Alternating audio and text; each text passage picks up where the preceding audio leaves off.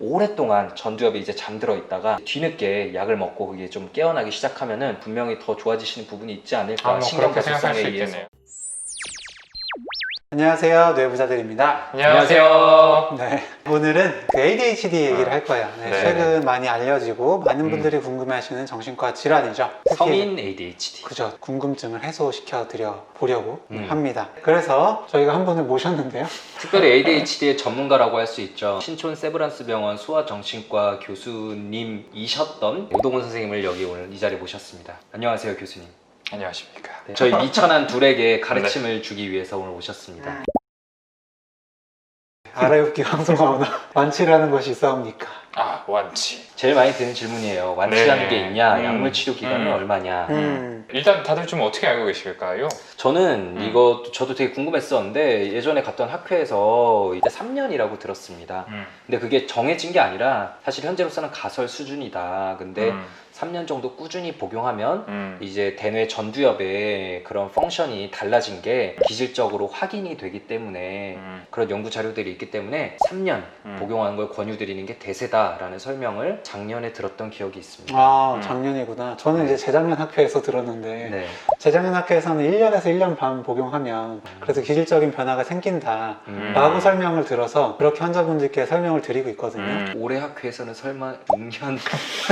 더블 됐으니까. 주기를 보면 그래서 어떻죠? 보통은 이제 먹는 시기에 따라서 조금 차이가 있을 것 같은데요. 초등학교 저학년 때 진단이 되는 경우가 제일 많다라는 전제 하에는 김종훈 선생님 얘기가 맞는 것 같아요. 보통은 한 만 12세, 초등학교 5, 6학년 나이 정도 됐을 때 전두엽의 어떤 영상 검사들이나 이런 거를 해봤더니 많이 따라잡았더라, 별 차이가 없더라 라고 해가지고 보통은 초등학교 5학년, 6학년 정도 말씀을 드리고 그때쯤 한번 평가를 해서 계속 약을 먹을지 말지 정하자 이런 식으로 얘기를 드리는 편이에요. 그러니까 그런 기준으로 생각하면 한 3년, 4년 정도가 될 것 같고요. 근데 솔직히 말씀드리면은 이게 청소년기까지 계속 이어지는 경우가 꽤 많아요. 한 50% 정도는 이제 청소년기까지 간다. 50% 이상 솔직히 말씀드리면은 그렇게 보기 때문에 사실 초등학교 고학년쯤에 이제 병원을 처음 찾게 되는 케이스들에게는 아예 공부하는 동안에는 쭉 먹는 게 여러모로 도움이 될 것 같다 이런 식으로 말씀을 드리죠. 근데 이제 성인이 돼서 처음 오시는 경우들도 많거든요. 그럼 어떻게 좀 설명을 드려야 될까요? 그때는 솔직히 전두엽이 추가적으로 더 성숙할 수 있는 여지가 많지 않잖아요. 그래서 저는 그냥 이 약을 드시는 동안에는 커버가 될 거고 약을 끊으시면은 다시 좀 불편함이 생길 수밖에 없다 이런 식으로 말씀을 드려요. 그래서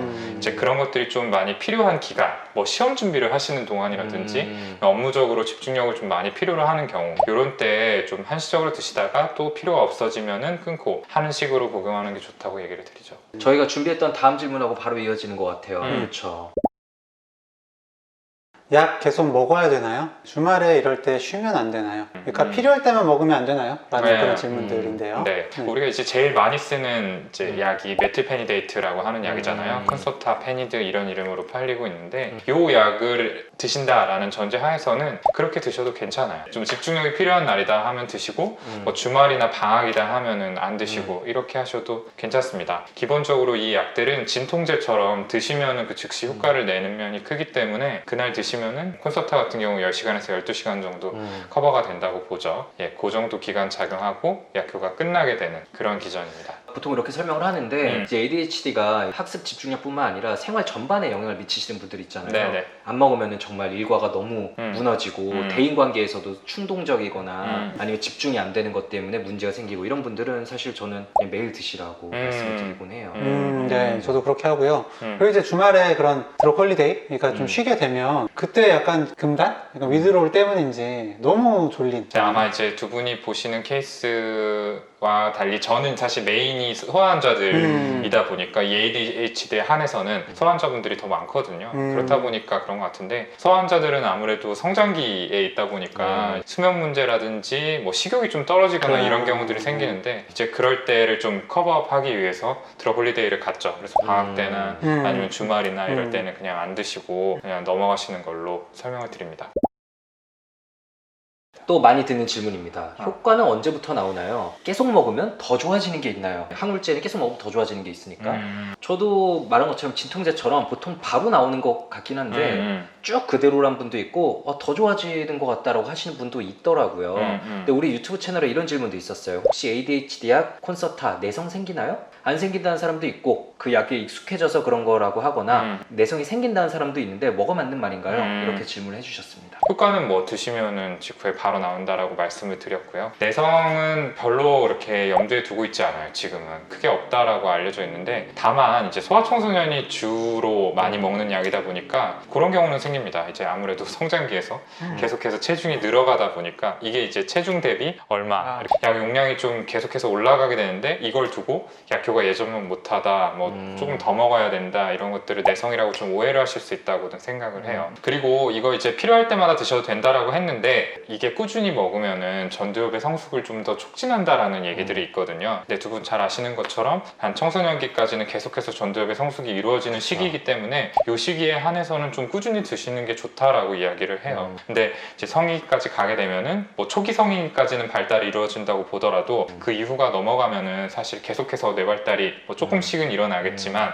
뇌 가소성이라는 측면에서 큰 변화들은 없기 때문에 이때는 꼭 굳이 매일 드셔야 되는 거는 아니다라고 생각을 해요. 저도 이제 신경가소성 가지고 많이 말씀을 드리곤 합니다. 우리 뇌에서 안 쓰던 부분 이제 계속 쓰기 시작하면 펑션이 올라가잖아요. 우리 대뇌 전두엽도 성인 ADHD 환자분들은 처음 이제 병원에 오신 분들은 오랫동안 전두엽이 이제 잠들어 있다가 뒤늦게 약을 먹고 그게 좀 깨어나기 시작하면은 그래도 계속 쓰시다 보면은 분명히 더 좋아지시는 부분이 있지 않을까. 뭐 신경가소성에 의해서 네, 그렇게 말씀을 드리곤 합니다.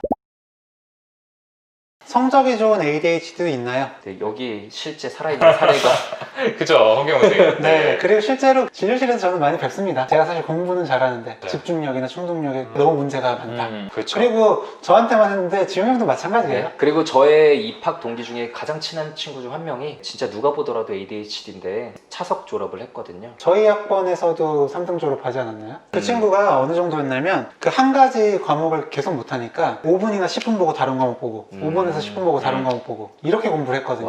그러니까 저희는 보통 5분하고 10분 하면 핸드폰을 할 텐데 네. 그 친구는 다른 과목하고 해서 그렇게 성적을 유지를 한 거죠.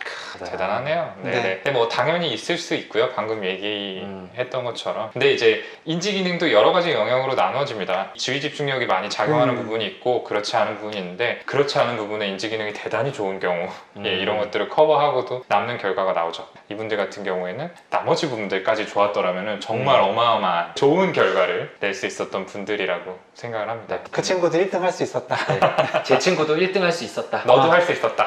다음 질문 넘어가겠습니다. 네. ADHD 약물이 우울증에도 효과가 있나요? 많이 물어보십니다. 근데 저도 실제로 효과를 위해서 얹을 때가 있고요. 너무 이제 무기력하거나 이런 게 맞아요. 심할 경우에. 그리고 제가 듣기로는 외국에서는 또 인증을 받았다는 얘기도 들었고 아, 그래요? 우리나라에서도 받기 위해 노력 중이다라는 이야기를 제약회사 직원분께 들었던 기억이 납니다. 근데 한 2년 된 것 같은데 아직도 소식이 네, 없죠. 소식은 없네요. 뭐 기존 약물에 반응이 좀 없는 그런 불응성 우울증의 경우에는 좀 써볼 수 있을 거라고 생각을 하고 저희 왜는 옛날에 협진본 기억 더듬어 보면은 재활의학과 협진 같은 거 봤을 때 자체적으로 페니드를 항상 드시고 항상 계시죠. 쓰고 있었잖아요. 네, 2.5나 5mm 정도. 네, 이렇게. 그러니까 극단적인 어떤 무기력감이나 의욕 저하, 음. 우울감 이런 것들을 타겟으로 좀 쓰고 계셨던 게 기억이 나요. 어쨌거나 이게 그쪽에 승인을 받지 못했다라는 거는 여러 가지 방면으로 다 찔러봤을 거거든요. 그게 충분하지 않다라고 판정이 돼서 결국에 승인을 못 받지 않았을까라고 생각을 하고요. 저 되게 극소수의 경우에만 씁니다. 네. 항우울제로 그렇죠, 도저히 그렇죠. 안 되는 경우. 네, 기본적으로는 승인된 상병에 맞게 사용하는 게 더 좋다고 생각을 합니다. 어디까지가 병이고 어디까지가 성격일까요? 유튜브에 댓글을 좀 읽어볼게요. 지나치게 나태하고 게으른 것도 ADHD에 해당될까요? 예를 들면 병원에서 처방받은 약을 제때 챙겨 먹지 않아서 약이 쌓인다든지 혼자 살면서 쓰레기, 설거지거리를 방치한다든지 직장에서 업무할 때나 일상에서 다른 사람 대화할 때 상대방의 이야기를 한 번에 이해하지 못합니다. 이 내용만으로 ADHD라고 말씀을 드리기는 좀 어려울 것 같아요. 말씀하신 대로 뭐 성격이나 다른 것들이 작용하고 있을 수도 있고 뭐 우울증 같은 다른 병이 많이 작용을 하고 있을 수도 있다고 생각을 하고요. 근데 분명히 좀 뭐 감별이나 이런 것들을 위해서 진료를 한 번쯤 받아보실 필요는 있다 싶습니다. 근데 저는 아무튼 성격과 병을 나누는 명확한 경계는 없다고 생각을 해요. 굉장히 어려운 문제죠. 그리고 특히 ADHD 같은 경우에는 기질적으로 타고나는 부분이 크게 작용하는 병이다 보니까 어렸을 때부터 나는 원래 그랬어, 이거 내 성격이야 하고 넘어갈 수도 있다고 생각을 합니다. 근데 이럴 때에는 어쨌거나 내가 그리고 다른 사람이 봤을 때 일상생활에서 문제가 있느냐 없느냐로 갈라야 된다고 생각을 해요. 그래서 뭐 일을 처리하는 문제든 뭐 집안일을 안 하고 쌓아놓거나 사람들과의 관계에 생기는 문제든 이런 게 내가 넘길 수 있다, 주변에서 봤을 때도 큰 문제 아니다 라고 한다면은 그건 뭐 병이 아닌 거고요. 근데 이게 내가 생활하기에 정말 불편하고 나의 많은 것들을 깎아먹고 있다라고 생각이 든다면은 병이라고 볼 수 있는 거죠. 본인의 필요성, 본인의 기준도 되게 중요한 것 같아요. 네네. 부작용이 심하다는데요. 겁나서 못 먹겠어요.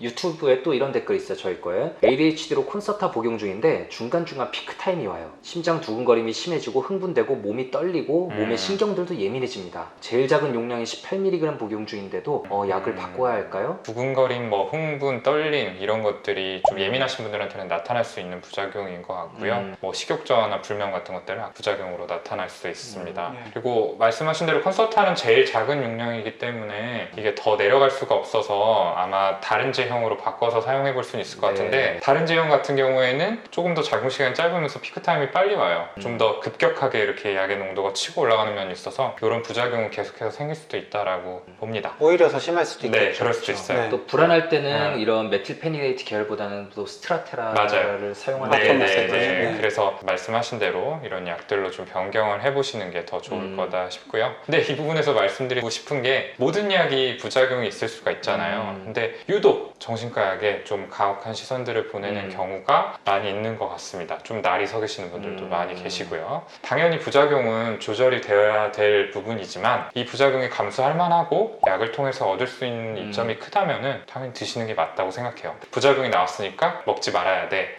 이렇게 생각하지는 않으셨으면 좋겠습니다.